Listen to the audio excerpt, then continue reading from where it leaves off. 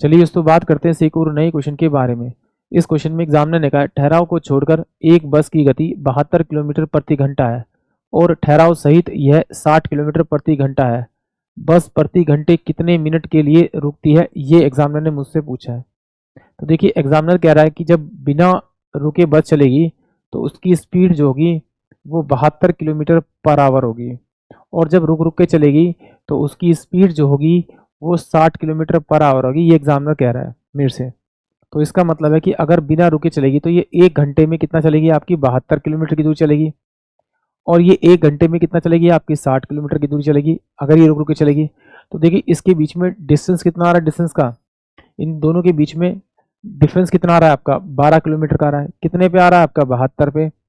12 बटे में 72 इंटू में अगर मैं 60 से मल्टीप्लाई कर दूं तो ये मेरे पास में कितना का 12 6 72, यानी कि जो ट्रेन रुकी होगी मेरी, रुक रुक के चली होगी, जो 60 किलोमीटर पर आवर की स्पीड चलेगी, तो वो कितने मिनट का स्टॉपेज लिया होगा उसने, 10 मिनट का, तभी वो 72 से 60 की स्पीड पे आएगी। यानी कि ऑप्शन जो मेरे पास में डी होगा वो इस क्वेश्चन के लिए करेक्ट होगा। एक बार और देखते हैं, अगर इस तरह से नहीं देखना, कैसे तरह देखिए।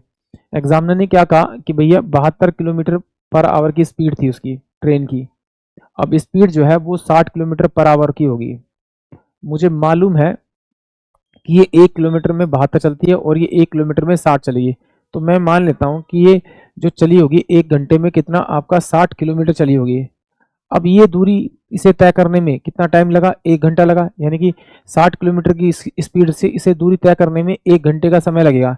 तो इस 72 किलोमीटर प्रति घंटे वाली ट्रेन को कितना टाइम लगा हुआ इस दूरी को तय करने में, अगर यही टोटल दूरी हो तो 72 से अगर मैं इसको डिवाइड कर दूं तो ये कितना 12 पंजे 60 और 12 6 72 इंटू में ये मेरा घंटे में, इसको 60 से मल्टीप्लाई कर तो मिनट में चेंज जाएगा, तो ये कितना हो जाएगा 50 मिनट।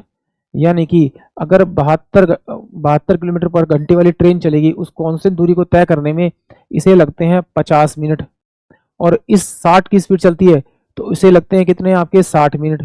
तो भैया देख लीजिए इन दोनों के बीच में टाइम का अंतर कितना आ रहा है, 10 मिनट का। यही एग्जामिनर ने मुझसे पूछा है। तो जो 10 मिनट का टाइम लगा हो जिसकी वजह से गति कम हुई है वो स्टॉपेज लेने की वजह से हुई है। तो स्टॉपेज कितने का लिया, 10 मिनट का, यानी कि ऑप्शन डी। आई होप आप सभी को क्वेश्चन समझ में आया होगा।